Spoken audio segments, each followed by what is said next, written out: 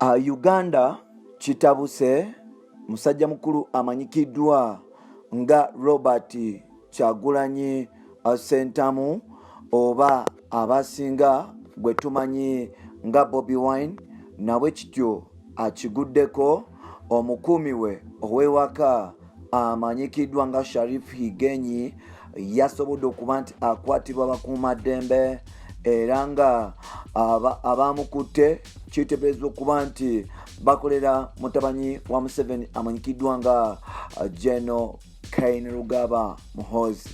Statement gyatadde ku Twitter esoma weti: This is Shariff Higenyi left our families on left.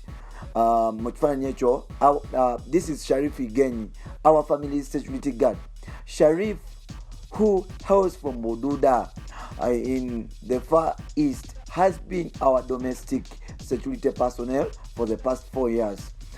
Like many people I live with, work with, or associate with, he has been arrested, harassed, and tortured.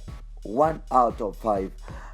Bobi Wine ategezeza abawagizi be nti akugata ne bana Uganda bonna nti omuvubuka amanyikiddwa nga Shariff Higenyi ngava mu bitundu bye Bududa Mbale Mugiso. Omuvubuka ono myaka mito ddala yasobodde okuba nti akwatibwa obaolyawo amagye.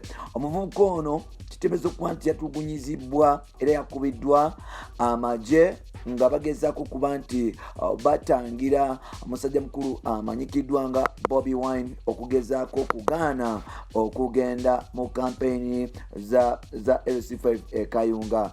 Bingi ebikyagenda mu maaso n'okuba nti byogerwa era nga bingi bikyatambula mpola mpola.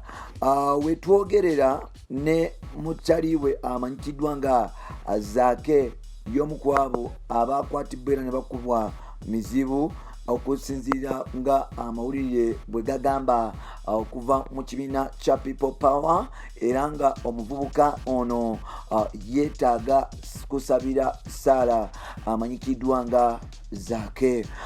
Tukwaniriza ku mukutu gwaffe omuganzi ogumanyikiddwa nga Uganda Mukamooli, amanya n'eddoboozi bapita Ntambi Jimso, number Rich Boya Maxud Junior, made in Uganda. Omukutu gwa Uganda Mukamooli, mbebaza mwenna abasobodde okuba nti mutambula naffe era mwebale nnyo kuba nti mutwagala.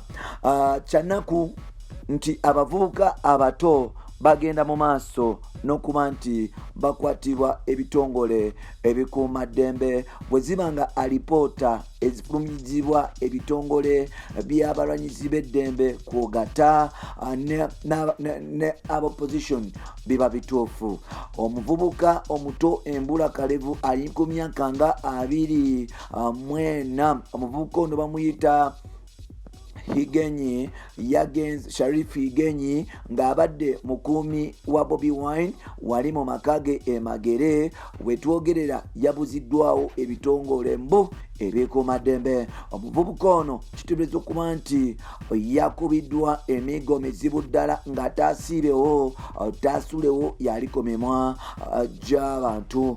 Entabwe eva kuki poliisi yabadde egezaako okugenda mu maaso n'okuba nti etangira musajja mukulu amanyikiddwa nga Bobi Wine oba Kyagulanyi Ssentamu, principal wa NUP, okugenda mu kampeyini z'e Kayunga mpola mpola, era nga obaolyawo omuvubuka ono yagezaako okuba nti abuuza poliisi kikyekola mu premises wakumira omukulu.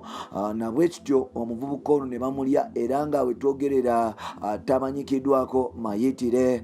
Bobi Wine agenze ku mikutu egy'enjawulo okuli Facebook ne Twitter n'agamba n'ategeeza eggwanga nti omwana amanyikiddwa nga Shariff Higenyi agenze mu maaso n'okuba nti akubibwa poliisi n'okubuzibwawo aba poliisi era nga obaolyawo Bobi Wine agamba nti buli muntu gwagenda mu maaso n'okuba nti akola naye n'okuba nti obaoliawo anyumya naye n'okuba nti amubongako agenda mu maaso n'okuba nti alondolwa ebitongole ebikuumaddembe era laita n'abuzibwawo n'akubibwa emigoba nte ng'obaoliawo tebategedde.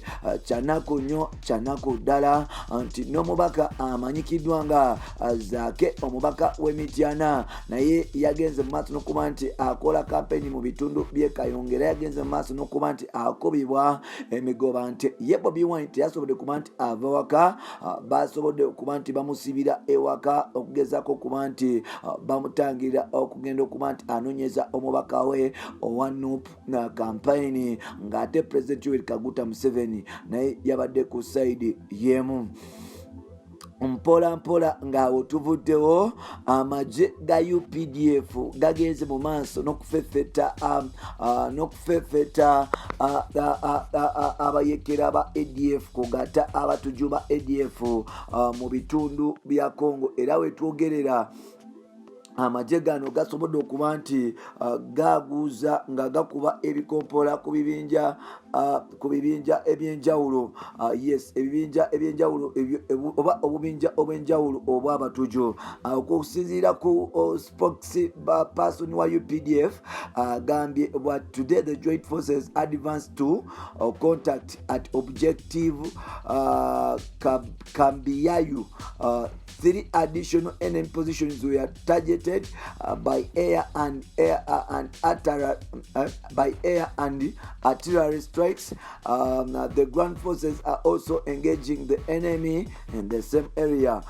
Police oba mwogezi w'amagye yavuddeyo n'ategeeza eggwanga nga amagye ga UPDF bwe bagagenze mu maaso n'okuba nti gafeffeta ebifo by'abayeekera ebifo ebirala ebyabayeekera bibagenda mu maaso n'okuba nti beekukumamu ebifo bya mirundi 3 era nga basobodde okuba nti bakubawo ebikompola kogata zibbomu ez'enjawulo nga bakozesa ennyonyi enwanyi still n'amagye ga wansi gagenda mu maaso n'okuba nti gafeffeta abatuju mu ggwanga lya Congo. UPDF yasobola okuba nti eva wano egezaako okuba nti erumba abalabe bano. Jjukira nti abatuju bagenda mu maaso n'okuba nti obaoliawo bakuba abantu bannayuganda amasasi especially abali mu bitongole ebyokwerinda okuli mu poliisi n'amagye era nga tujjukira kitegeeza okuba nti obaoliawo ne justice omukyalo oyo amanyikiddwa nga Allen Kajina yagenda mu maaso n'okuba nti akubibwa amasasi wali ekiwatule nga agezaako okuba nti awozesa Saabatuju oba gwe bakazako Saabatuju amanyikiddwa nga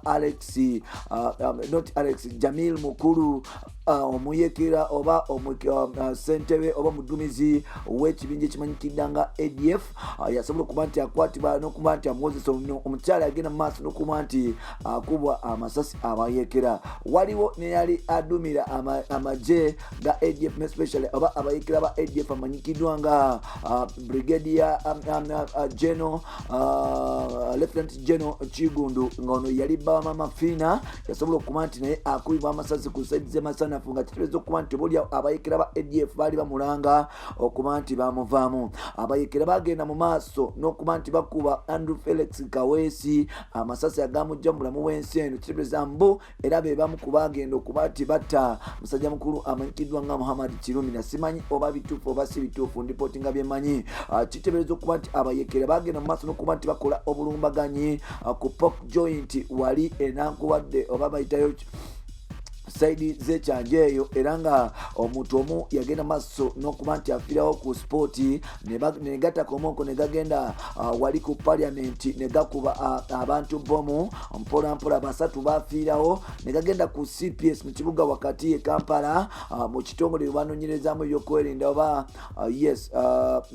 Central Police ne bagenda maaso n'okuba nti nabo bateekawo bomu era nga recently bagenze maaso n'okuba nti batega bomu ewandegeya kugata ne Nansana ku kigende na enabweru bategawo bomu era abayeekera bano bagenda mu maaso n'okuba nti bafuuka ensonga. Amagi ga UPDF gayingiddewo ne gabafugaza naye ng'ate getukulembedde olunaku lwaleero agabadde gakulembedde olunaku lwaleero ye mutabanyi wa Bobi Wine amanyikiddwa nga Sharif Higenyi yasobodde okuba nti awambibwa. Gano n'amalala tujja sobola okuba nti tukatuusaako. Mampita Ntambi Jimso, Rich Boy Maxwell Jr.